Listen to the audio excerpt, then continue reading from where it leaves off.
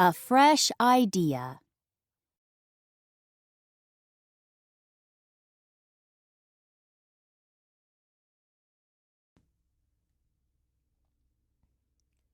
A fresh idea. This story is realistic fiction. Molly, Mrs. Fair, and Mr. Taylor are neighbors. Every summer, Mrs. Fair grows tomatoes to sell at the neighborhood market. Now Mrs. Fair is too old to grow tomatoes, so Molly decides she will grow tomatoes. Mr. Taylor helps Molly grow tomatoes in his yard. Molly grows big, juicy tomatoes and sells them at the market.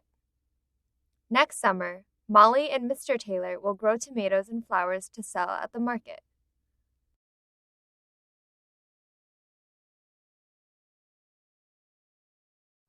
Essential question.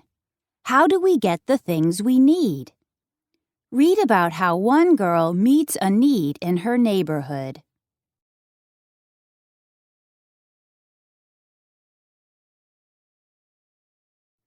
One bright Saturday morning, Molly and her mom walked around the neighborhood.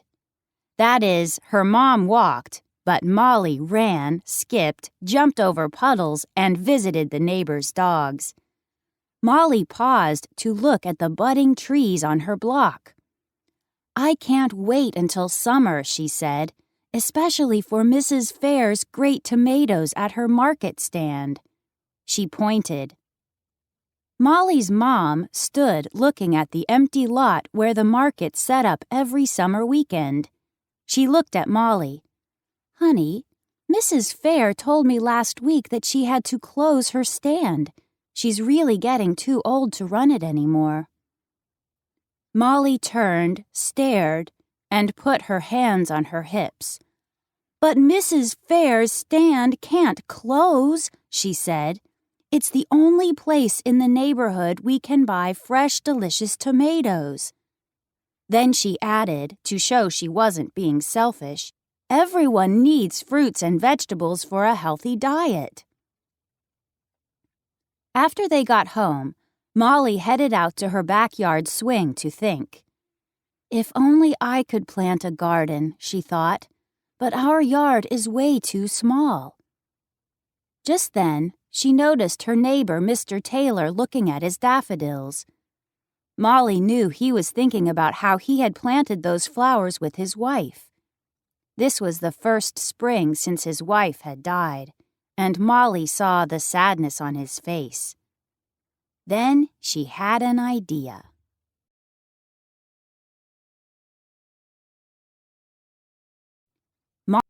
Molly cleared her throat, and Mr. Taylor looked up. Molly decided to walk over to the fence. "Hi, Mr. Taylor," she said. He waved and turned away. "Wait!" Molly cried.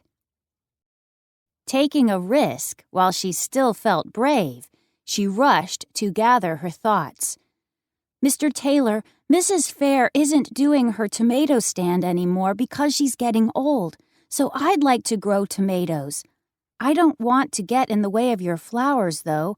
I really like tomatoes." Suddenly, Mr. Taylor smiled. "Molly, I'm not sure what you're talking about, but you've made me smile. Reasons to smile have been scarce lately. What do you want to do?" As Mr. Taylor listened, an idea came to him. "I still need a place to plant my flowers, but there's room for tomatoes. How about I make you a loan?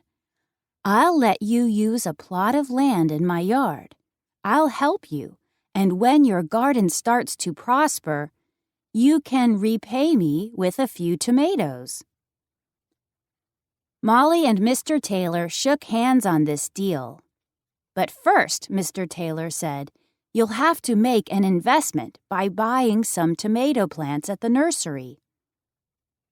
Molly thought, "Well, I have some savings from my allowance, and I was saving to buy a computer game." She paused. "But I'd rather have tomatoes. So let's start right away." The next day, Molly bought all the tomato plants she could afford. Mr. Taylor taught Molly how to prepare the soil and place the plants. Finally, Molly placed stakes in the ground to help hold the plants up. Mr. Taylor explained, once the tomatoes come, the heavy fruit makes the branches bend.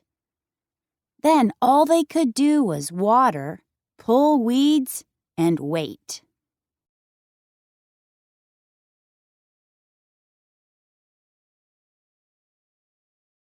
When the fruit ripened, there were more juicy red tomatoes than even Molly could have imagined.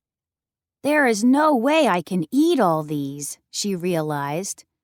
On Saturday, Molly and Mr. Taylor carried several crates of ripe tomatoes to the market, and by the day's end, they had sold them all. Not only did I get back the money I invested, said Molly, but I also made a profit of $20. Mr. Taylor said, "Those are also your wages. You've earned that money." Molly beamed and said, "Mr. Taylor, maybe you could sell some of your flowers and we could run a market stand together." Mr. Taylor, picturing a garden of zinnias and marigolds, was already looking forward to next summer.